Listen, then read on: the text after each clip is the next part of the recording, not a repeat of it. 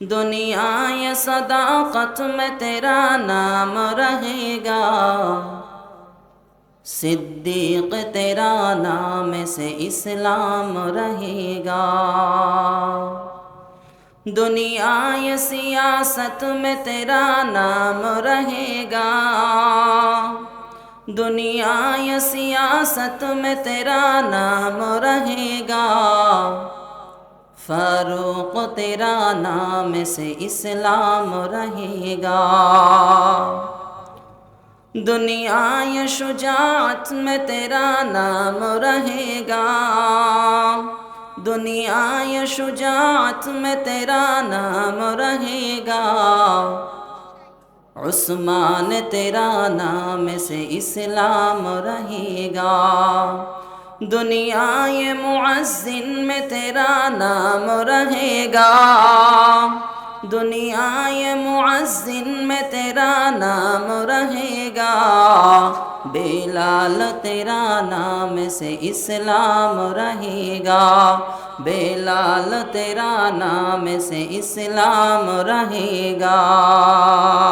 যিনি আমাদেরকে কিয়ামতের মাঠে সুপারিশ করে জান্নাতে নিয়ে যাবেন, পৃথিবীর কোনো নেতা নেত্রী, কোনো দলের প্রধান কেউ কি আমাদেরকে কিয়ামতের মাঠে সুপারিশ করতে পারবে? কথা বলেন, পারবে? আমাদেরকে সুপারিশ করে নিয়ে যাবেন জান্নাতে, তিনি হলেন মুহাম্মদুর রাসূলুল্লাহ সাল্লাল্লাহু আলাইহি ওয়াসাল্লাম। তিনার পথ মত আল্লাহ সুবহানাহু ওয়া তাআলা আমাদের জন্য অনুসরণ এবং অনুকরণ করে দিয়েছেন। নবীকে আমরা অনুসরণের মাধ্যমে আমাদের মিলবে জান্নাত।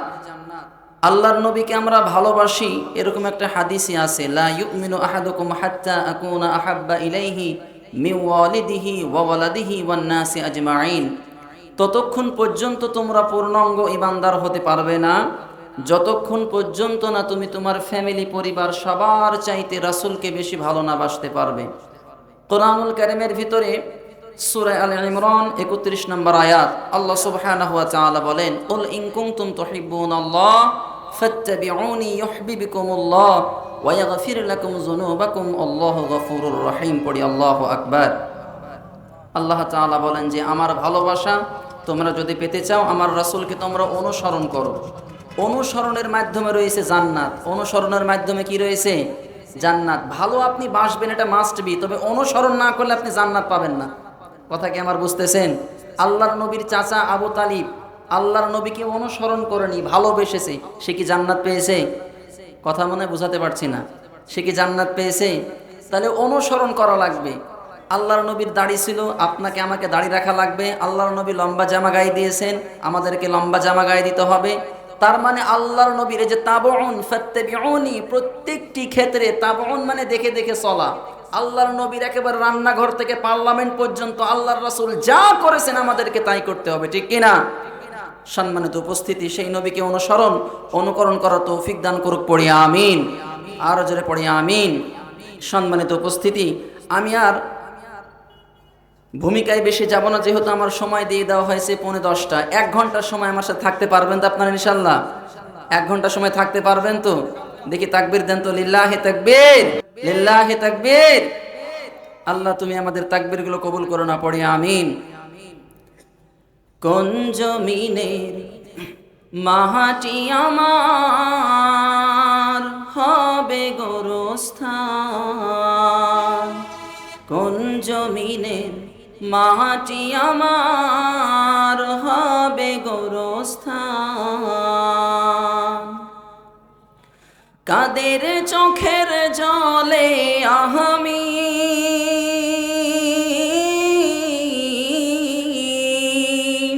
কাদের চোখের জলে আমি পাব পরিত্রাণ, কোন জমিনের মাটি আমার হবে গোরস্থান, কোন জমিনের মাটি আমার হবে গোরস্থান।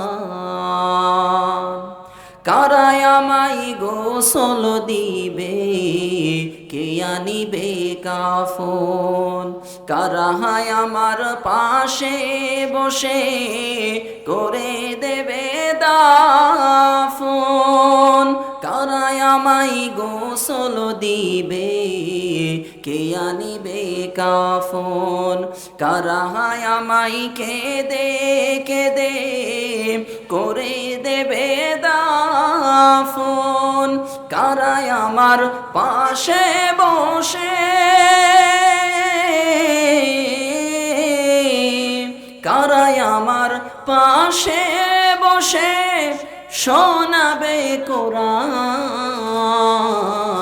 কোন জমিনের মাটি আমার হবে গোরস্থান, কোন জমিনের মাটি আমার হবে গোরস্থান।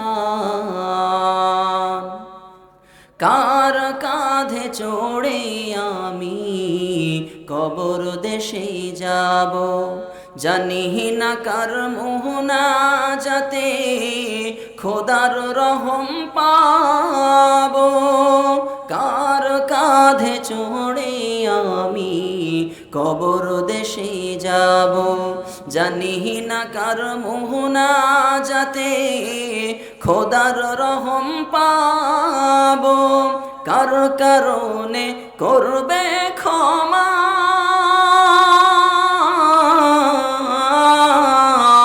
কার কারণে করবে ক্ষমা আল্লাহ মেহেরবান, কোন জমিনের মাটি আমার হবে গোরস্থান, কোন জমিনের মাটি আমার হবে গোরস্থান। কাদের চোখের জলে আমি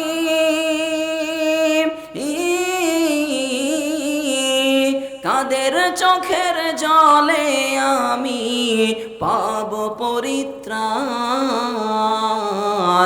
কোন জমিনের মাটি আমার হবে গোরস্থান। ঠিক কিনা? পড়ি আমিন।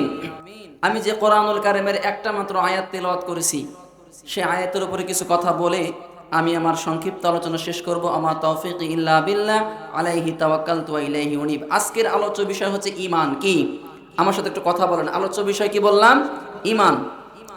আল্লাহ রাব্বুল আলামিন বলেন, ইয়া আইয়ুহাল্লাযীনা আমানুত্তাকুল্লাহা হাক্কা তুকাতিহি ওয়া লা তামুতুন্না ইল্লা ওয়া আনতুম মুসলিমুন। পড়ি আল্লাহু আকবার।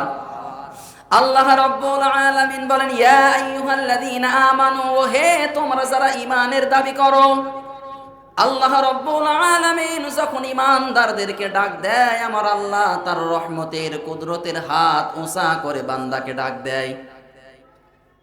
ঈমানদারদেরকে যখন আমার আল্লাহ ডাক দেয়, রহমতের হাত কুদরতের হাত উঁচা করে বান্দাদেরকে ডাক দেয়, তার মানে ঈমানদারদেরকে আমার আল্লাহ ভালোবাসে। কথা বলেন ঠিক কিনা? আল্লাহ তাআলা বলেন, ইয়া আইয়ুহাল্লাযীনা আমানু আমানুত্তাকুল্লাহ, হে তোমরা যারা ঈমানের দাবি করো, আমি আল্লাহকে ভয় করো। কাকে ভয় করা লাগবে? আরো জোরে বলেন। আল্লাহকে ভয় করা লাগবে। হাক্কা তুকাতিহি, ভয় করার মতো ভয় করো। ওয়ালা তামুতুন্না ইল্লা ওয়া আনতুম মুসলিমুন, আর খবরদার মুসলমান না হয়ে তোমরা কবরে আসিও না। আমরা তো জন্মসূত্রেই মুসলমান, বাবা মুসলমান, দাদা মুসলমান, আমিও মুসলমান। এই মুসলমানের কোনো কাম নাই, শুধু মুসলমান নাম হয়েছে, মুসলমানই দিয়েছেন। মুখে দাড়ি রেখেছে, বিড়ি খায় 5 ওয়াক্ত, নামাজ পড়ে না মসজিদে, অথচ ইমানদার দাবি করে, মুসলমান দাবি করে। কথা বলেন ঠিক কিনা? আমার আল্লাহ 1 নম্বরে বললেন ভয়। তোমরা যারা ঈমানের দাবি করো, ভয় কেমন করা লাগবে খুব মনোযোগ দিয়ে শোনেন।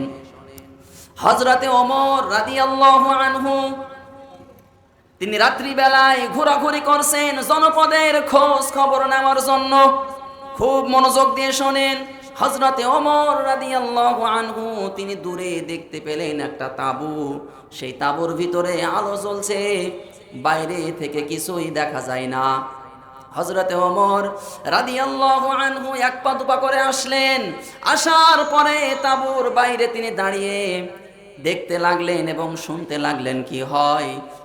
একজন মহিলা ছোট্ট ছোট্ট দুইটা বাচ্চা, বাচ্চাগুলো ক্ষুধার যন্ত্রণায় কান্নাকাটি করছে, আর মাকে ডাক দিয়ে বলে, মা কখন রান্না হবে, কখন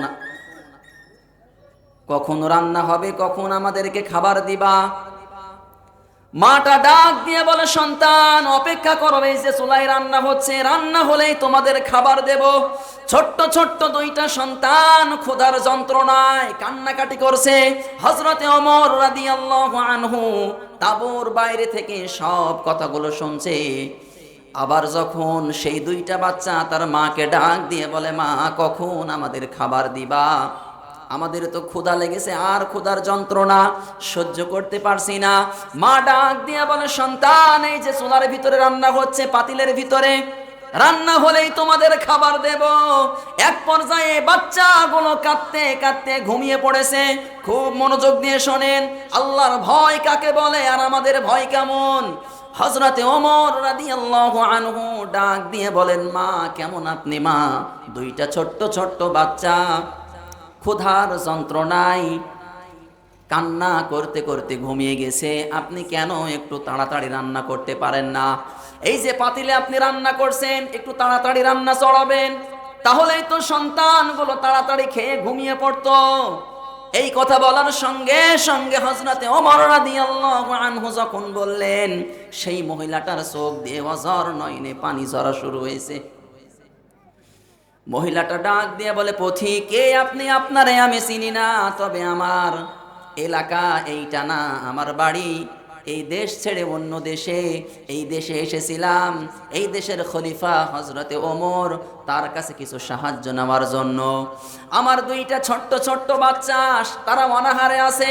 এই যে পাতিলের ভিতরে রান্না হচ্ছে, শুধু পাতিল আছে, পানি আছে, খাবার নেই, শুধু আছে পাথর আর পানি। বাচ্চাদেরকে সান্ত্বনা দেওয়ার জন্য সেই পাথর দিয়ে পানি দিয়ে নাড়াচাড়া করাচ্ছিলাম। সম্মানিত ভাইয়ের আমার, গভীর মনোযোগ দেন। হযরতে ওমর রাদিয়াল্লাহু আনহু বলেন, পাতিলের ভিতরে কি আছে? বলে কিছুই নেই। বাচ্চাদেরকে সান্ত্বনা দেওয়ার জন্য পাথর এবং পানি দিয়ে নাড়াচাড়া করাচ্ছিলাম। হযরতে ওমর বলেন, এই কথাগুলো শোনার সঙ্গে সঙ্গে মনে হয় আমার পায়ের তলার মাটিগুলো সরে যাচ্ছে। সম্মানিত ভাইরা আমার, হযরতে ওমর আর দেরি করলেন না, এক দৌড় দিলেন। বাড়িতে যাওয়ার পরে বাইতুল মালের যিনি দায়িত্বে ছিলেন আসলাম, ডাক দিয়ে বলে, আসলাম কোথায়? তাড়াতাড়ি বাইতুল মালের দরজা খুলে দাও, তাড়াতাড়ি বাইতুল মালের দরজা খুলে দাও। এক বস্তা আটা আমার মাথায় উঠিয়ে দাও, তরি তরকারি দাও।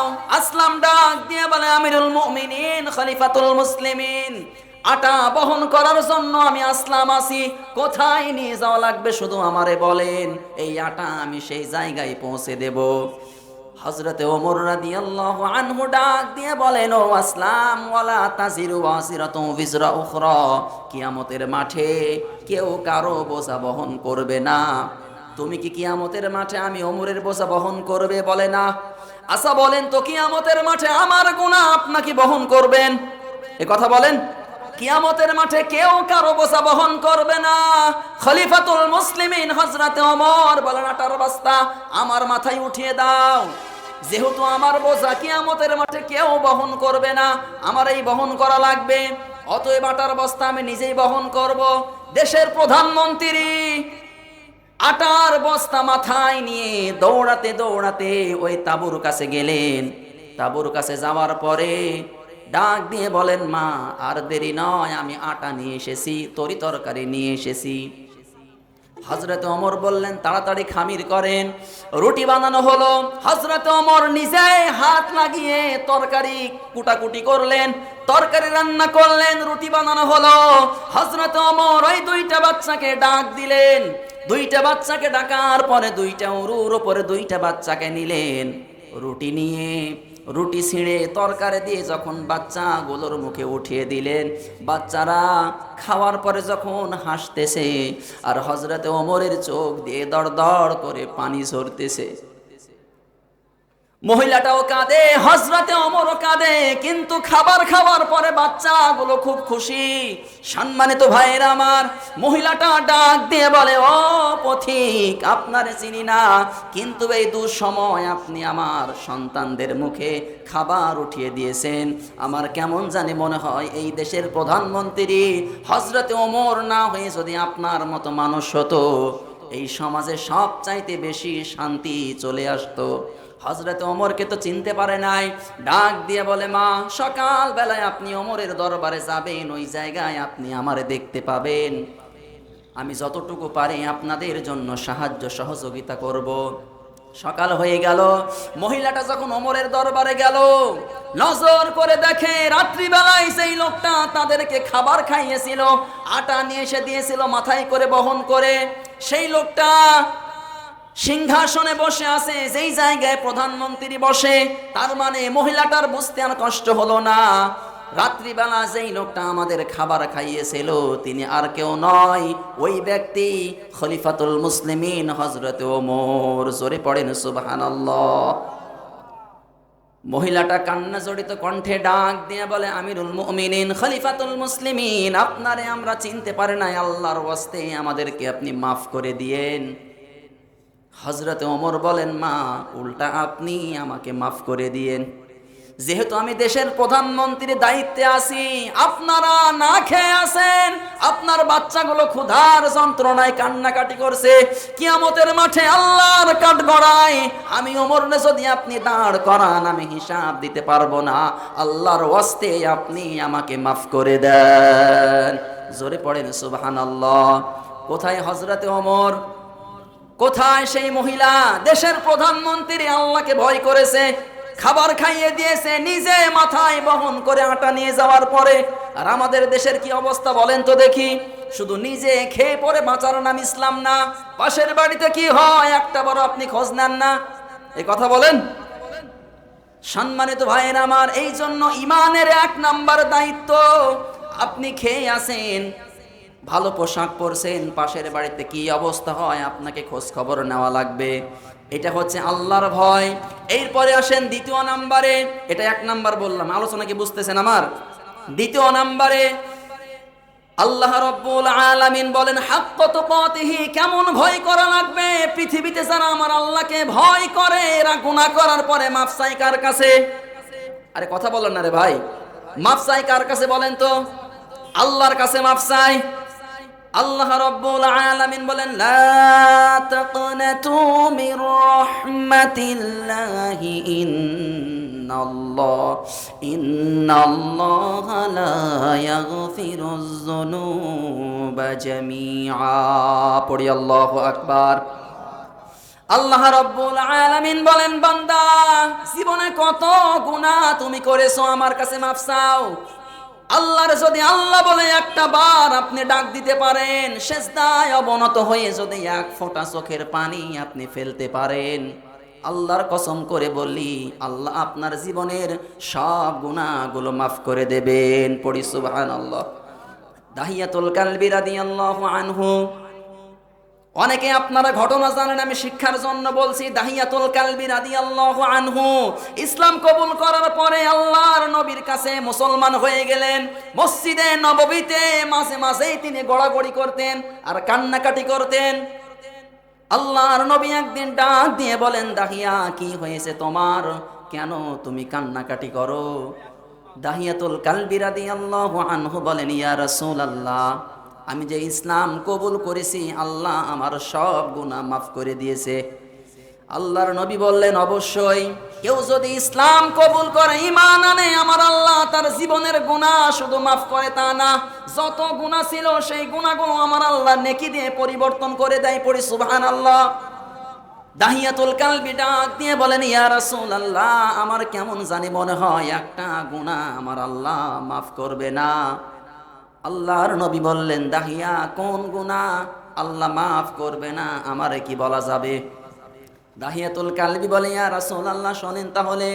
দাহিয়াতুল কালবি বলে, ইয়া রাসূলুল্লাহ, আমার স্ত্রী সন্তান সম্ভবা, আমি আমার স্ত্রীকে বললাম, খবরদার, আমি সফরে বের হয়ে যাব, আমার যদি ছেলে সন্তান হয় বাঁচিয়ে রাখবা, সম্পদ রেখে গেলাম তার পিছনে খরচ করবা, আর যদি মেয়ে সন্তান হয় কাউকে দিয়ে দিবা অথবা জীবিত কবর দিয়ে ফেলবা। এটা আইমে জাহিলিয়াতের যুগ বলে। ও দুনিয়ার মুসলমান, দাহিয়াতুল কালবি রাদিয়াল্লাহু আনহু সফরে চলে গেলেন। আল্লাহ যাকে ইচ্ছা তাকে মেয়ে সন্তান দেন, যাকে ইচ্ছা ছেলে সন্তান দেন। ছেলে এবং মেয়ে দেওয়ার একমাত্র মালিক কে বলেন তো দেখি? আরো জোরে বলেন কে? আল্লাহর ইশারা, দাহিয়াতুল কালবির স্ত্রীর মেয়ে সন্তান হয়েছে। আচ্ছা বলেন তো দেখি, কোন মা কি তার নিজের সন্তানকে ছেলে হোক মেয়ে হোক জীবিত কবর দিতে পারবে? কথা বলেন। জীবিত কবর দেওয়া তো সোজা না। দাহিয়াতুল কালবি সফর থেকে আসলেন। দাহিয়াতুল কালবির স্ত্রী তার মেয়েটাকে পাশের বাড়ি দিয়ে লালন পালন করে বড় করেছে। 6-7 বছর পরে যখন আসলেন, আসার পরে বলে, স্ত্রী আমার কি সন্তান হয়েছিল? বলে সন্তান হয়েছিল, মেয়ে সন্তান দিয়ে দিয়েছি। কোনো কথা বলে নাই। একদিন যায়, 2 দিন যায়, 3 দিন যায়, হঠাৎ করে তার মেয়েটা একদিন বাড়িতে এসেছে, পরিচয় দেয়নি। সুন্দর ফুটফুটে 7-8 বছরের বাচ্চা, কেউ যদি দেখে আদর করতে ইচ্ছা করে না। কথা বলেন। আম্মু আম্মু করে যখন ডাক দিয়েছে, পরিচয় দেয়নি। কয়েকদিন আসার পরে ডাক দিয়ে বলে, দাহিয়াতুল কালবি মেয়েটা কার? এত সুন্দর চেহারা, খুব ভালো লাগে তারে দেখলে। স্ত্রী মনে মনে চিন্তা করছে, এখন যদি আমার স্বামীরে বলি এইটা আমাদের মেয়ে, হয়তো রাগ মাটি হয়ে যাবে। রাত্রিবেলা একদিন ডাক দিয়ে বলে স্বামীকে, স্বামী আমার ওই যে মেয়েটা মাঝে মাঝে আমাদের বাড়িতে আসে, ওইটা আপনার আমার মেয়ে। কত সুন্দর মেয়ে, আপনার মায়া লাগে না? এই কথা বলার সঙ্গে সঙ্গে শয়তান তো আর বসে নেই, মাথার ভিতরে কুচিন্তা দিয়ে দিল, তোর মেয়েটাকে মানুষে বিয়ে করে নিয়ে যাবে, ব্যবহার করবে, এই মেয়েটাকে আর বাঁচিয়ে রাখা যাবে না। লম্বা ঘটনা। দাহিয়াতুল কালবি এবার সিদ্ধান্ত নিয়েই নিয়েছে, মেয়েটাকে আর বাঁচিয়ে রাখা যাবে না। সকালবেলা তার স্ত্রীকে বলে, মেয়েটাকে সুন্দর করে সাজিয়ে দাও, বেড়াতে আমি নিয়ে যাব।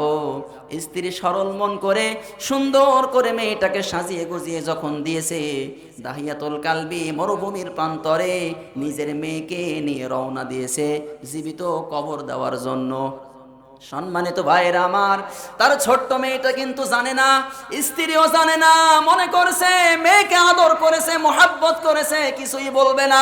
দাহিয়াতুল কালবি তার নিজের মেয়েকে নিয়ে যখন রওনা দিয়েছে, কিছু দূর যাওয়ার পরে মেয়েটাকে বসিয়ে রেখে গর্ত খনন করা শুরু করে দিয়েছে। ছোট্ট মেয়েটা আব্বা আব্বা বলে ডাক দিয়ে বলে, আব্বা এই গর্ত তুমি কার জন্য খনন করছো? কোনো কথা বলে না দাহিয়াতুল কালবি। মুখের ভিতরে যখন বালু লেগে যায়, ঘাম ঝরে, ছোট্ট মেয়েটা সুন্দর করে বাবার চেহারার সেই বালুগুলো মুছে দেয়, ঘামগুলো মুছে দেয়। শেষ পর্যন্ত দাহিয়াতুল কালবির যখন গর্ত খনন করা শেষ হয়ে গেছে, তার মেয়েটাকে ডাক দিয়ে বলে, দেখো তো গর্তের ভিতরে কি দেখা যায়। তার নিজের মেয়েটা যখন গর্তের দিকে তাকিয়েছে, নিষ্ঠুর দাহিয়াতুল কালবি নিজের মেয়েটাকে ধাক্কা দিয়ে গর্তের ভিতরে ফেলে দিয়েছে। সম্মানিত ভাইরা আমার, কত নিষ্ঠুর হৃদয় হলে নিজের মেয়েকে গর্তের ভিতরে ধাক্কা দিয়ে ফেলে দিতে পারে। মেয়েটা এবার চিন্তা করছে যে না, আমার বাবা আমারে আর জীবিত বাঁচিয়ে রাখবে না, জীবিত কবর দিয়ে ফেলবে। ডাক দিয়ে বলে, বাবা মনে হয় তুমি আমাকে হত্যা করে ফেলবা, আমি বুঝে গেছি, আমারে প্রাণ ভিক্ষা দাও, কোনোদিন তোমারে বাবা বলে আর ডাকবো না। সম্মানিত ভাইরা আমার, ছোট্ট মেয়েটা যখন ডাক দিয়ে বলে, বাবা আমারে মেরো না, আমারে ছেড়ে দাও, কোনোদিন তোমারে বাবা বলে ডাকবো না, মাটি এগুলো যখন চাপা দিচ্ছিল, দাহিয়াতুল কালবি নিষ্ঠুর হৃদয় তার নরম হয়নি। শেষ পর্যন্ত একটা পাথর নিয়ে এত জোরে দাহিয়াতুল কালবি তার নিজের মেয়ের মাথার উপরে মেরেছে। সঙ্গে সঙ্গে চিৎকার মেরে তার মেয়েটা বলছে, বাবা এত নিষ্ঠুর বাবা আমি আর জীবনে কারো দেখি নাই। দাহিয়াতুল কালবি ডাক দিয়ে বলেন, ইয়া রাসূলুল্লাহ, ইয়া হাবিবাল্লাহ, আমি যে আমার মেয়েটাকে জীবিত কবর দিয়েছি, আমার আল্লাহ কি এই গুনাহ মাফ করবে? আল্লাহর নবী বললেন, ও দাহিয়া, আল্লাহর নাম রহমান, আল্লাহর নাম গফফার। তুমি যখন নিজের ভুল বুঝতে পেরেছো, আল্লাহর কাছে মাফ চাওয়ার সঙ্গে সঙ্গে আমার আল্লাহ জীবনের সব গুনাহগুলো মাফ করে দিবেন। জোরে পড়েন সুবহানাল্লাহ। তাহলে ইমানের দ্বিতীয় নাম্বার পয়েন্ট, আপনার জীবনে গুনাহ হয়েছে, পাপ হয়েছে, নামাজ পড়েননি, রোজা রাখেন নাই, তওবা করা লাগবে আল্লাহর কাছে। নামাজ পড়ে এক ফোঁটা চোখের পানি যদি আপনি ফেলতে পারেন, আল্লাহর কসম করে বলি, আপনার আমার জীবনের সব গুনাহগুলো মাফ করে দিবেন। তিনি কে? আর জোরে বলেন, তিনি কে? তাহলে গুনাহ হয়ে গেলে মাফ চাইবো কার কাছে? আর জোরে বলেন, কার কাছে? ইমানের দ্বিতীয় নাম্বার পয়েন্ট আপনারা বুঝতে পারছেন তো নাকি? এবার একটা তাকবীর দেন তো, লিল্লাহি তাকবীর। না, হয় নাই, সবাইকে দেওয়া লাগবে লিল্লাহি তাকবীর। পেছনগুলো যারা আছে ওরা বলছে না মনে হয়, লিল্লাহি তাকবীর। আল্লাহর নবী সাল্লাল্লাহু আলাইহি ওয়াসাল্লামের হাতে হাত রেখে যখন কালিমা পড়ে মুসলমান হয়ে গেলেন হযরতে ওমর রাদিয়াল্লাহু আনহু, একটু মনোযোগ দিয়ে শোনেন। তিনি তখন মক্কায় বললেন যে, আল্লাহর নবী, যেহেতু আমি ইসলাম কবুল করেছি, আমি ওমর, আমি জানিয়ে দিতে চাই মক্কার লোককে যে আমি ইসলাম কবুল করেছি। তখন তিনি ছোট্ট একটা তাকবীর দিয়েছিলেন মক্কাতে। তিনি বললেন, মান আরাদান তাসকুলা উম্মু, কে আসো মক্কার জমিনে মায়ের বুক খালি করতে চাও? ওয়া ইয়াতীমা ওয়ালাদু, কে আসো বাচ্চাগুলারে এতিম বানাতে চাও? ওয়া তারমিলা যাওজু ফালিয়াসুদ্দানি, যদি বুকের পাটা থাকে আমি ওমরের সামনে এসে দাঁড়াও। ওই দিন তিনি মক্কায় স্লোগান তুলেছিলেন, লিল্লাহি তাকবীর। আরে ভাই বলেন না রে ভাই, লিল্লাহি তাকবীর, লিল্লাহি তাকবীর। তাকবীর দিতে দিতে যখন তিনি কাবার হাতিম পর্যন্ত গেলেন, দেখলেন তাকবীরের আওয়াজ শুনেই ঘর থেকে বের হয়ে এসেছে আবু জাহেল। হযরতে ওমরকে দেখার সঙ্গে সঙ্গে আবার আবু জাহেল ঘরের মধ্যে প্রবেশ করেছে, ঠিক কিনা? বাংলার জমিনে যদি আমরা আরেকবার তাকবীর দিতে পারতাম হযরত ওমরের মতো, আর আল্লাহ বলেছেন কোরআনুল কারীমের ভিতরে, রব্বাকা ফাকাব্বির, দুনিয়ার মুসলমান তোমরা তাকবীর দাও তোমার রবের নামে। আমরা তাকবীর দেব এই কাশাডাঙ্গার মোড়ে, এই তাকবীর আল্লাহ সুবহানাহু ওয়া তাআলা পৌঁছে দেবেন মায়ানমারে। কথা বলেন ঠিক কিনা? সেখান থেকে ভারতে, সেখান থেকে লেবাননে, সারা বিশ্বের মুসলমানের কলিজা প্রসারিত হবে। আর কাফের, বেঈমান, মুশরিক, নাস্তিক, মুনাফিক, যেই মানুষগুলো ইসলামকে পছন্দ করে না, আল্লাহর কসম করে বলি, এদের হৃদয়ের ভিতরে আমার আল্লাহ ভয় ঢুকিয়ে দেবে। কথা বলেন ঠিক কিনা? আল্লাহর নামের তাকবীর দিয়ে পড়েন, লিল্লাহি তাকবীর, লিল্লাহি তাকবীর। ইমানের দ্বিতীয় নাম্বার পয়েন্ট বলেছে, এবার তৃতীয় নাম্বার পয়েন্ট বলবো। শুনবেন তো আপনারা ইনশাআল্লাহ নাকি? এত পরিমাণ বাংলাদেশ এখন তাফসির প্রোগ্রাম, ওই জন্য তাফসির প্রোগ্রামগুলোতে লোকজন হচ্ছে না। কথা বলেন ঠিক কিনা? প্রচুর, আজকে একটা হচ্ছে লবগঙ্গাতে, ওখানে একটা হচ্ছে। তো যাই হোক, জান্নাতে মানুষ বেশি যাবে না, জান্নাতে মানুষ একেবারে অল্প যাবে। জান্নাত বানিয়েছেন আল্লাহ 8টা, জাহান্নাম বানিয়েছেন 7টা। কিয়ামতের মাঠে আমাদের নবীর উম্মতের কাতার হবে 73টা। কয়টা? সবাই বলেন না রে ভাই, কয়টা? 73টা কাতারের ভিতরে একটা কাতার যাবে জান্নাতে, বাকি 72 কাতার যাবে জাহান্নামে, ঠিক কিনা? আল্লাহ সুবহানাহু ওয়া তাআলা আমাদেরকে জান্নাতের কাতারে কবুল করুন, পড়ি আমিন। আর জোরে পড়ি আমিন। ইমানের তৃতীয় নাম্বার কারণ, আপনি যে ইমানদার, আল্লাহ রাব্বুল আলামিন বলেন, মনোযোগ আছে তো নাকি ইনশাআল্লাহ? 3 নম্বরে আল্লাহ রাব্বুল আলামিন বলেন, ইন্নামাল মুমিনুনা আল্লাযীনা ইযা যুকিরাল্লাহু ওয়াজিলাত কুলুবুহুম ওয়া ইযা তুলিয়াত আলাইহিম আয়াতুহু যাদাতুহুম ঈমানা ওয়া আলা রাব্বিহিম ইয়াতাওয়াক্কালুন। পড়ি আল্লাহু আকবার। আল্লাহ তাআলা বলেন, ইন্নামাল মুমিনুনা আল্লাযীনা, যখন কোনো ইমানদার, কোনো ভালো মানুষ, তার সামনে কোরআন থেকে কথা বলা হয়, তার ঈমান আরো বৃদ্ধি হয়ে যায়। ওয়া আলা রাব্বিহিম ইয়াতাওয়াক্কালুন, আর ওই মানুষগুলো ভরসা করে কার প্রতি বলেন তো দেখি? কথা বলেন। যাদাতুহুম ঈমানা, ঈমান আরো বৃদ্ধি পায়। ওয়াজিলাত কুলুবুহুম, এই যে কলব আছে বাম স্তনের 2 আঙ্গুল নিচে, এই কলবটা তাদের পরিষ্কার হয়, ইমানের জোর আরো বেড়ে যায় কোরআন থেকে কথা শোনার পরে। আর সর্ব অবস্থায় ইমানদার মানুষগুলো ভরসা করে আমার আল্লাহর প্রতি, সুখে হোক দুঃখে হোক একমাত্র ভরসা করি আমরা কার প্রতি? আরো জোরে বলেন, কার প্রতি? ও দুনিয়ার মুসলমান, ইমান যদি আপনার থাকে, আমার আল্লাহ এমন জায়গা থেকে আপনাকে এমন জায়গা পৌঁছে দেবে আপনি কল্পনাই করেননি। যে ওই জায়গায় আমি যেতে পারি না? আপনি কথা বোঝেননি, আবার বলছি, যদি আপনার ঈমান থাকে, আপনি যদি এক আল্লাহর প্রতি বিশ্বাস করতে পারেন, আল্লাহর প্রতি ভরসা করতে পারেন, আল্লাহর কসম করে বলি, আল্লাহ আপনাকে এমন জায়গা থেকে তুলে নিয়ে এমন জায়গায় নিয়ে যাবে আপনি কোনোদিন কল্পনাই করেননি যে ওই জায়গায় যাওয়ার আমি যোগ্য, ওই জায়গায় যাওয়ার আমি যোগ্য। একটা ঘটনা বলছি, খুব মনোযোগ দিয়ে শোনেন। হযরতে ওমর, তার অনেকগুলো জীবনী ঘটনা আছে, কথা বলেন ঠিক কিনা?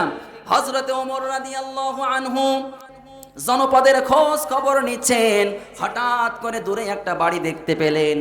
বাড়ির কাছে তিনি গেলেন। বাড়ির কাছে যাওয়ার পরে দেখে বাড়ির ভিতরে টিপ টিপ করে আলো জ্বলে। ভেতর থেকে মহিলা কণ্ঠে আওয়াজ ভেসে আসছে, একজন বৃদ্ধ মহিলার কণ্ঠে, আর একজন যুবতী মহিলার কণ্ঠে। হযরতে ওমর আন্দাজ করলেন ঘরের ভিতরে মা এবং মেয়ে দুইজনে কথোপকথন করছে। মেয়েটা ছিলেন ইমানদার, দিনদার, কোরআনের হাফেজা।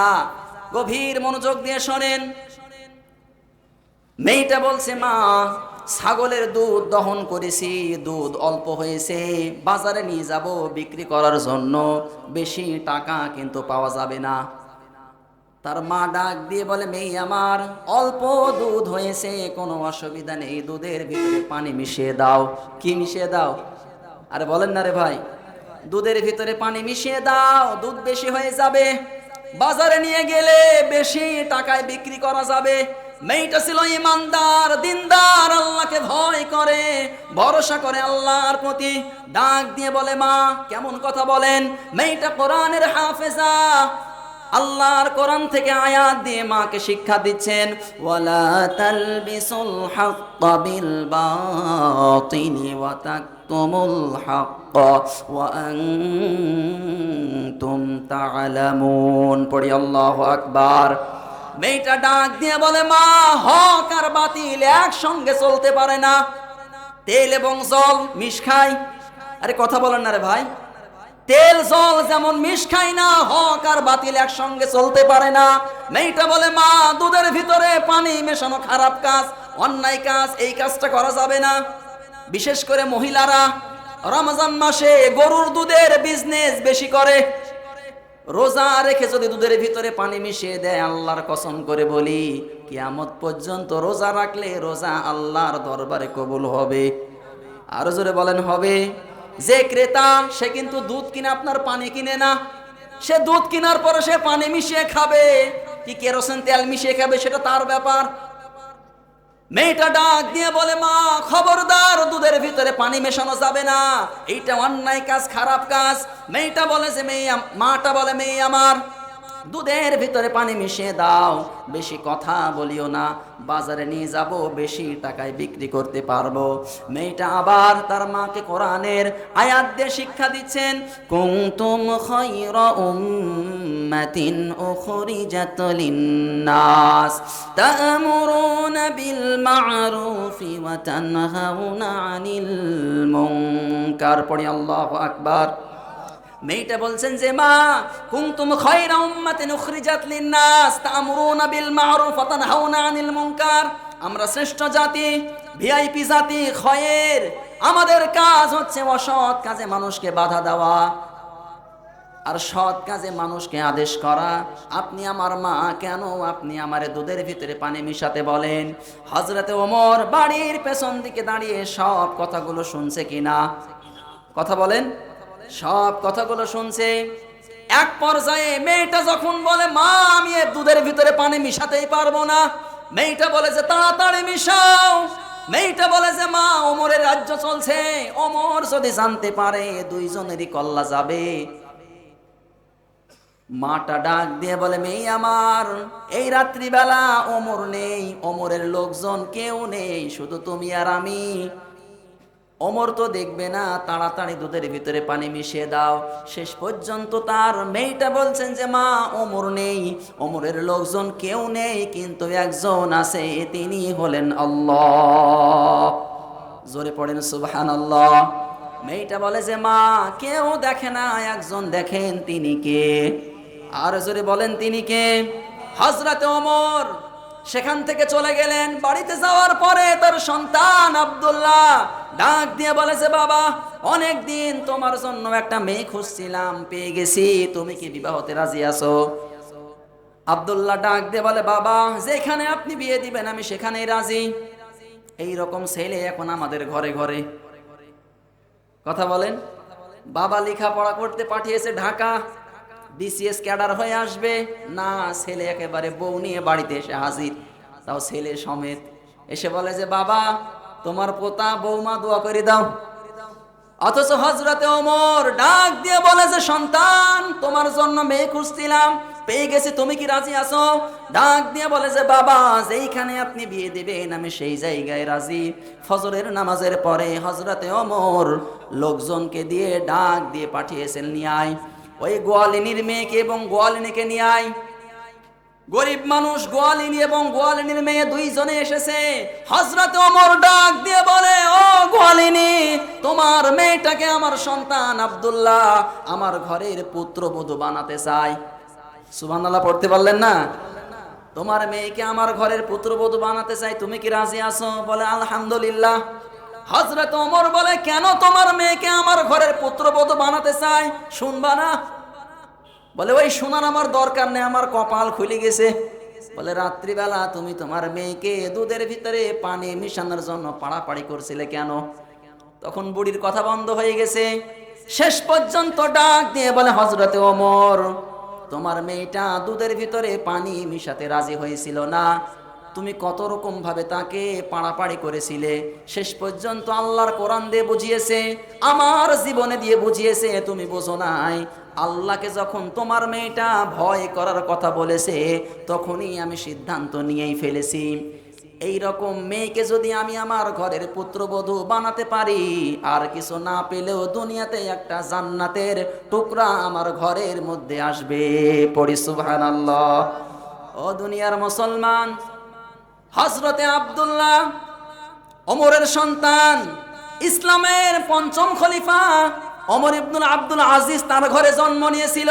এখান থেকে চিন্তার বিষয়, শিক্ষণীয় বিষয় কোনটা? কোথায় ছিল গোয়ালিনীর মেয়ে, কোথায় দেশের প্রধানমন্ত্রী, তার ঘরের পুত্রবধূ একমাত্র আল্লাহকে ভয় করার জন্য। কথা বলেন ঠিক কিনা? কোথায় ছিল গোয়ালিনীর মেয়ে? আল্লাহকে ভয় করার জন্য। আমার আল্লাহ কোথায় থেকে তুলে কোথায় নিয়ে এসেছে।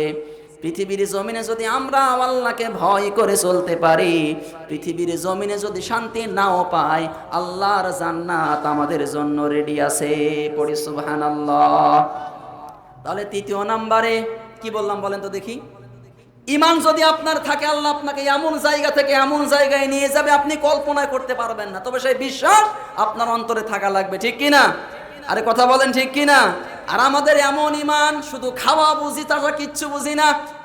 এখানে যদি আজকে বিরিয়ানির প্যাকেট থাকতো, লোক মনে হয় এরকম প্যান্ডেল আরো 8-10টা লাগতো। কথা বলেন ঠিক কিনা? শুধু মুসলমান খাওয়া পার্টি, খাওয়া ছাড়া কিচ্ছু বোঝে না। খাওয়া যে জায়গা আছে সেই জায়গায় মুসলমান আছে। ছোট্ট একটা উদাহরণ দেব নাকি? বলবো আপনারা রাগ করছেন নাকি?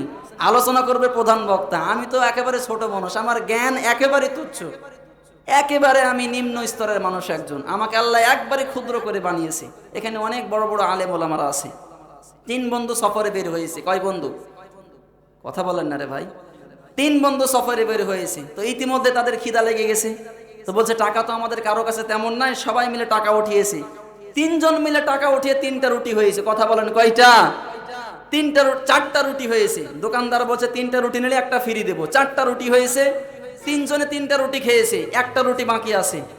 তো তার 3 জন বন্ধুর ভিতরে ছিল একজন খ্রিস্টান, একজন হিন্দু, আর একজন ছিল মুসলমান।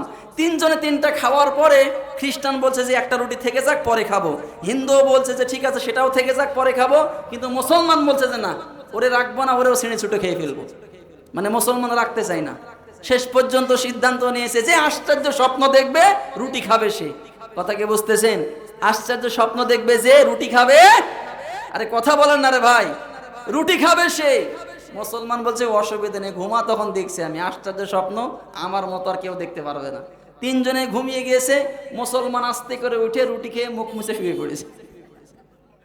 কিছুক্ষণ পর ডাক দিয়েছে হিন্দু, এ ভাই ওঠেন, আমি তো আশ্চর্য স্বপ্ন দেখেছি। কি স্বপ্ন দেখেছো? বলে আমার নবী মুসা ষষ্ঠ আসমান থেকে আমার ডাক দিয়ে বলছে, এই উম্মত ওঠ, রুটি খা, তোর জীবন যৌবন আমার কাছে পছন্দ। আচ্ছা রুটি কি আছে? আরে কথা বলেন না রে ভাই, রুটি তো নাই, রুটি তো মুসলমান খেয়ে নিয়েছে। কিছুক্ষণ পর খ্রিস্টান বলছে, এ ভাই তোমার ওটা স্বপ্ন হইলে আমার স্বপ্ন শুনবা? আমার নবী ঈসা আসমান থেকে ডাক দিয়ে বলছেন, এই উম্মত ওঠ, রুটি খা, তোর জীবন যৌবন পছন্দ, রুটি তো আমার। রুটি তো নেই, রুটি খেয়েছে কে? মুসলমান। ও খেয়ে দিয়ে চুপচাপ ঘুমাচ্ছে, ওরে যখন ডাকে উঠছে না। আচ্ছা কোনো মানুষ যখন আসলেই ঘুমায় তাকে ডেকে তোলা সম্ভব, কিন্তু ঘুমানোর ভান করলে ডেকে তোলা যায়? ও উঠতে চায় না, জোর করে উঠিয়ে দিয়েছে, বলছে ভাই তোমাদের স্বপ্ন আমি সব শুনেছি, আশ্চর্য স্বপ্ন আমারটা শুনবা। বলে কি? বলে তোমরা যখন ঘুমিয়েছিলে আমার মাথার পাশে বিশাল একটি দৈত্য এসে বিশাল এক হাতুড়ি নিয়ে বলছে, এই মুসলমান ওঠ, রুটি খা। আমি বলছি না, আমি খাবো না, আমার ভাইয়ের হক আমি নষ্ট করতে পারবো না। সে দৈত্য বলছে, রুটি তুই যদি না খাস এই হাতুড়ি দিয়ে মেরে তোর মাথা ডাইল করে দেবো। খ্রিস্টানকে বলছে, হিন্দুকে বলছে, ভাই জীবন বাঁচানোর তাগিদে রুটি খেয়ে ফেলেছি আমি। কি বলছে? জীবন বাঁচানোর তাগিদে রুটি খেয়ে ফেলেছি। এই বাংলাদেশের মুসলমান কত ধান্দাবাজ! দুঃখজনক হলেও সত্য, কথাগুলো বললে এখন অনেকে রাগ করবেন। এক কলমের খোসায় গলায় টাই দিয়ে কালভার্ট খেয়ে ফেলে, ঠিক কিনা? এক কলমের খোসায় এসরুমের ভিতরে বসে আবার বলে শিক্ষিত, এগুলো শিক্ষিত না, শিক্ষিত শয়তান। এক কলমের খোসায় কারেন্টের খাম্বা খেয়ে ফেলে, তার খেয়ে ফেলে, রোড খেয়ে ফেলে, কালভার্ট খেয়ে ফেলে, এমনকি বয়স্ক ভাতার কার্ড, বিধবা ভাতার কার্ডও মেরে দেয়। কথা বলেন ঠিক কিনা? খেতে পারে কোন ধান্দায় মুসলমান সব জানে। কথা বলেন। আবার জুমার দিনে মসজিদে যে নামাজও পড়ে, মুখে দাড়িও আছে। এদের কি ইমানদার না বেঈমান? কথা বলেন, ইমানদার না বেঈমান? 3 নম্বরে, গভীর মনোযোগ দিয়ে শোনেন, 3 নম্বরে ইমানের দাবি যারা করবে, এখানে যারা আমরা ইমানের দাবি করি কি করি না? ভাই উঠা বসা করেন না, আমার কথাগুলো একটু মনোযোগ দিয়ে শোনেন। আমি ছোট মানুষ, প্রধান বক্তা চলে আসবে, আর আধা ঘন্টা সময় আছে। আর কতক্ষণ সময় আছে? আধা ঘন্টা সময় আছে। আচ্ছা বলেন তো, আপনার নামাজ আছে, রোজা আছে, হজ আছে, যাকাত আছে, সব কিছু আছে, আপনি মিথ্যা কথাও বলেন না, চুরিও করেন না, কারো সঙ্গে ঝগড়া বিবাদও নেই, আপনি ইমানদার, 5 ওয়াক্ত নামাজ পড়েন, আল্লাহর কসম করে বলি, আপনার জীবনে যদি আপনার উপরে আপনার বাবা এবং মা অসন্তুষ্ট থাকে, আপনার নামাজ, রোজা, হজ, যাকাত সব কিছু বরবাদ, আপনার জন্য আল্লাহর জান্নাত নয়। কথা বলেন ঠিক কিনা? মা বাবার কথা আল্লাহ তাআলা কোরআনুল কারিমে দিয়েছে। কথা বলেন ঠিক কিনা? তো ইমান নিয়ে আপনার ইমানকে টিকিয়ে রাখার জন্য পৃথিবীতে মা এবং বাবার খেজমত করা লাগবে। কথা বলেন। আল্লাহ রাব্বুল আলামিন বলেন, ওয়া ক্বাদা রাব্বুকা আল্লা তা'বুদু ইল্লা ইয়্যাহু ওয়া বিল ওয়ালিদাইনি ইহসানা। এতটুকু পর্যন্ত থাক। আমি একেবারে সহজ ভাষায় অর্থ করছি, যারা এদিক ওদিক তাকাচ্ছেন আমার দিকে খেয়াল করেন। আল্লাহর ইবাদতের পরে, আল্লাহর ফরজ বিধান মানার পরে, আল্লাহর রাসূলের আনুগত্যর পরে আমাদের কাজ হচ্ছে আমাদের মা এবং বাবার খেজমত করা। কি করা? আওয়াজ করে বলা লাগবে, কি করা? খেজমত করা। বাবা মায়ের আদেশ মানা কিন্তু ফরজ নয়, বাবা মায়ের খেজমত করা ফরজ। আপনার বাবা আপনার মা যদি বেনামাজিও হয়, মুশরিকও যদি হয়, কাফেরও যদি হয়, আপনি মুসলমান, আপনার মাকে জোরে কথা বলতে পারবেন না, আপনার বাবাকে ধমক দিয়ে কথা বলতে পারবেন না। আল্লাহর নবী জানিয়েছেন, হুমা জান্নাতুকা ওয়া মা নারুকা, তোমার বাবা এবং তোমার মা দুইজনেই তোমার কাছে জান্নাতের মতো। তোমার মা যদি তোমার আচরণে অসন্তুষ্ট থাকে, তোমার নামাজ রোজা জান্নাতে তোমাকে নিতে পারবে না। তোমার বাবা যদি তোমার আচরণে অসন্তুষ্ট থাকে, তোমার হজ যাকাত তোমাকে জান্নাতে নিয়ে যেতে পারবে না। হযরতে আলকামা রাদিয়াল্লাহু আনহু সবাই আপনারা জানেন, খুব শর্ট করে বলছি, মৃত্যুর শয্যায় সজ্জিত, মুখ দিয়ে কিন্তু কালিমা বের হচ্ছে না। আল্লাহর নবীকে ডাক দিয়ে নিয়ে আসা হলো। আল্লাহর নবী আসলেন, আসার পরে বলছেন কি হয়েছে? বলে, ইয়া রাসূলুল্লাহ, আলকামার মুখ দিয়ে কিন্তু কালিমা বের হচ্ছে না। নবীজির সাহাবী খুব মনোযোগ দিয়ে শোনেন, শেষ পর্যন্ত আল্লাহর নবী বলছেন, আলকামার বাবা অথবা মা বেঁচে আছে? বলে, বাবা নেই, মা আছে। ডাক দিয়ে নিয়ে আসা হলো। আল্লাহর নবী বলছেন, ও আলকামার মা, আপনার সন্তান কেমন ছিল আমারে বলেন। আলকামার মা বলছেন, ইয়া রাসূলুল্লাহ, ইয়া হাবিবাল্লাহ, আমার সন্তান আলকামা খুব ভালো ছিল, নামাজ রোজা হজ যাকাত সব কিছুই ঠিকঠাক। কিন্তু আমি একটা বিষয়ে খুব মনে মনে কষ্ট পেতাম, আমি যদি একবার ডাকি, দুইবার ডাকি, তিনবার ডাকি, পাঁচবার ডাকি, এরপরে আমার ডাকে আমার সন্তান আলকামা সাড়া দিত। আর বউ যদি ডাকতো, সঙ্গে সঙ্গে বউয়ের ডাকে সাড়া দিত, তখন মনে খুব কষ্ট পেয়ে যেতাম। আল্লাহর নবী বুঝতে পারলেন, বললেন, আলকামার মা, আপনার সন্তান আলকামাকে আপনি মাফ করে দেন। আলকামার মা বলে, ইয়া রাসূলুল্লাহ, ওই সন্তানকে আমি মাফ করব না। আল্লাহর নবী সাহাবীদেরকে বলেন, সাহাবীরা, হারিকু, আগুন জ্বালাও, আলকামারে জীবিত জ্বালিয়ে ফেলবো, পুড়িয়ে ফেলবো। বলেন তো, কোনো মায়ের সামনে তার সন্তানকে যদি জীবিত জ্বালিয়ে দেয়, পুড়িয়ে দেয়, কোনো মা সহ্য করতে পারবে? কথা বলেন, পারবে? ডাক দিয়ে বলে, ইয়া রাসূলুল্লাহ, আমার চোখের সামনে আমার সন্তানকে জ্বালিয়ে ফেলবেন, আমি সহ্য করতে পারবো না। আল্লাহর নবী বললেন, আলকামার মা, তুমি যদি তোমার সন্তানকে মাফ না করো, আমার আল্লাহ জাহান্নামের দ্বিগুণ আগুন দিয়েও আলকামারে জ্বালাবে। যখনই বললেন, আলকামার মা, আমি আমার সন্তানকে মাফ করে দিলাম, সঙ্গে সঙ্গে আলকামা উচ্চ আওয়াজ দিয়ে পড়তে লাগলেন, আশহাদু আল্লা ইলাহা ইল্লাল্লাহু ওয়া আশহাদু আন্না মুহাম্মাদান আবদুহু ওয়া রাসূলুহু। পড়ি আল্লাহু আকবার।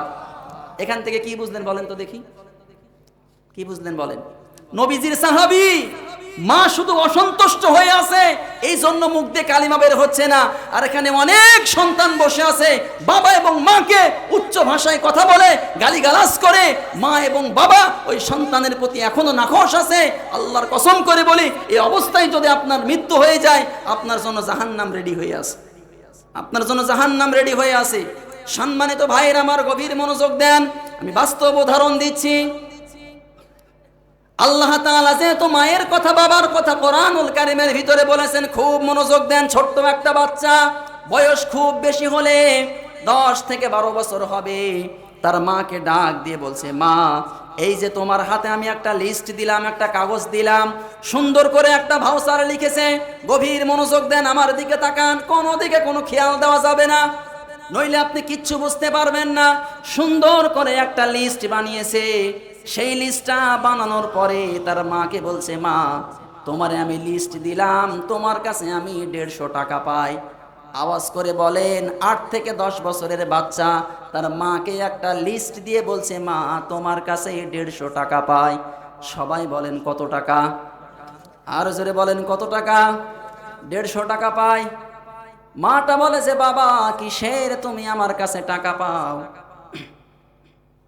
সন্তান বলে, মা, এই যে লিস্ট তোমার হাতে দিলাম, ভাউচার তোমার হাতে দিলাম, তুমি দেখে নাও কিসের টাকা পায়।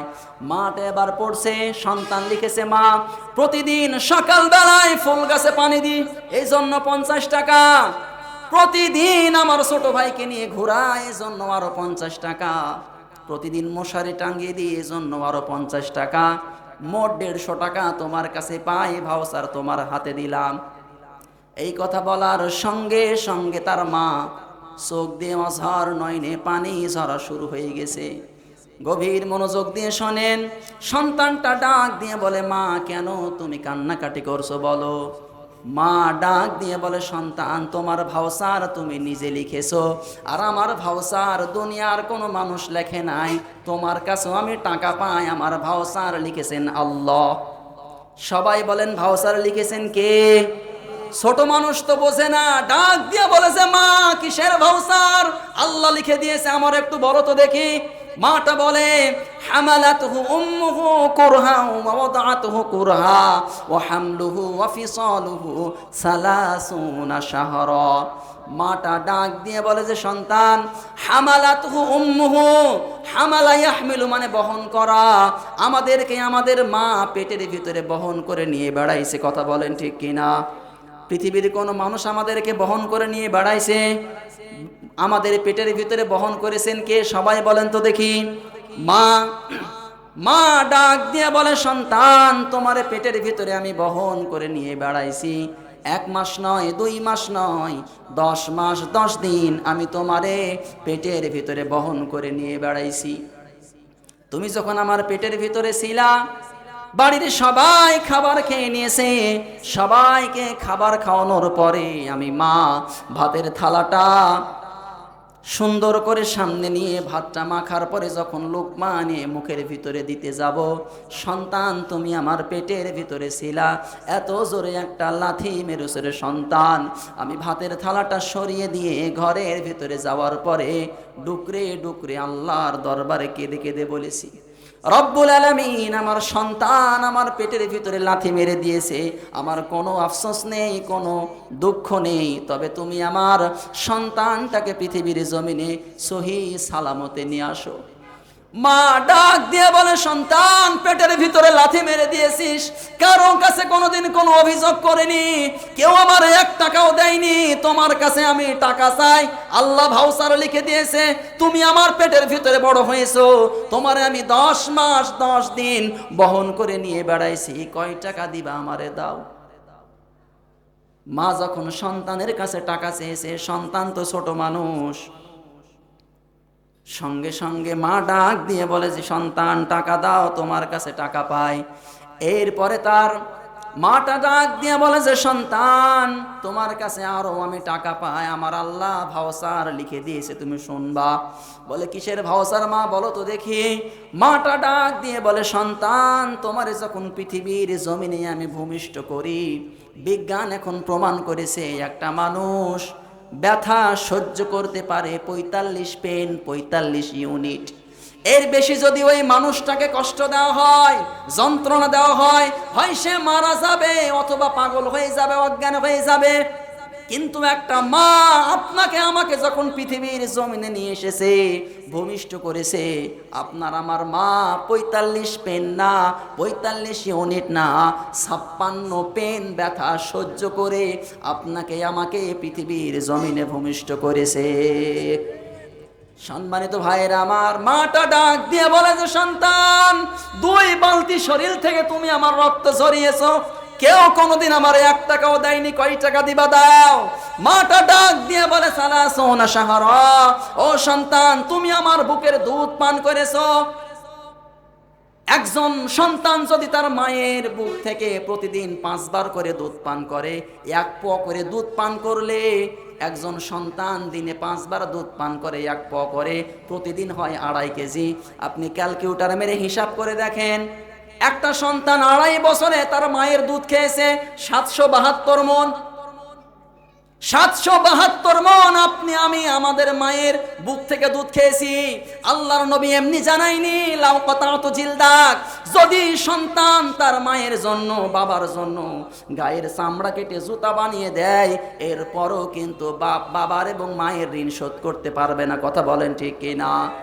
অথচ সেই মা এবং বাবা পৃথিবীর জমিনে অবহেলিত হয়ে যায়।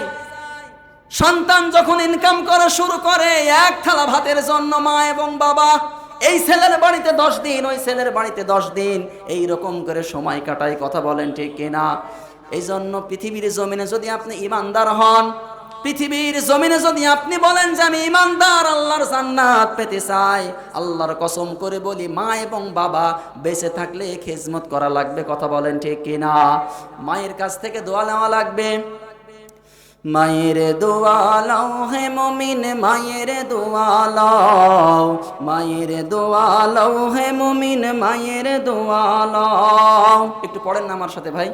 মায়ের দোয়া লও হে মুমিন, মায়ের দোয়া লও, মায়ের দোয়া লও হে মুমিন, মায়ের দোয়া লও।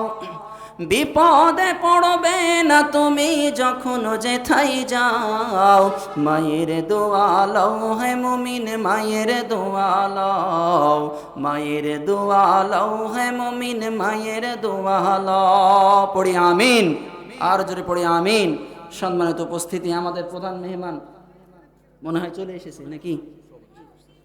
সভাপতি সাহেব আসছে, আমাদের সভাপতি সাহেব আসছে। আমি আর কথা বলছি না, আমি ছোট মানুষ, একেবারে আমি তুচ্ছ মানুষ। এখানে বড় বড় উস্তাদেরা বসে আছেন, আমি ওনাদের ছাত্রের ছাত্র, তো আমি ওনাদের কাছ থেকেও দোয়া চাই, আপনাদের কাছ থেকেও দোয়া চাই। আমি যা কথাগুলো বলেছি কোরআন সুন্নাহ থেকে বলেছি, বানিয়ে কোনো কথা বলি নাই। এরপরও যদি আমার মুখ থেকে কোনো ভুল কথা বের হয়ে যায়, আল্লাহর কাছেও মাফ চাই, আপনাদের কাছেও মাফ চাই।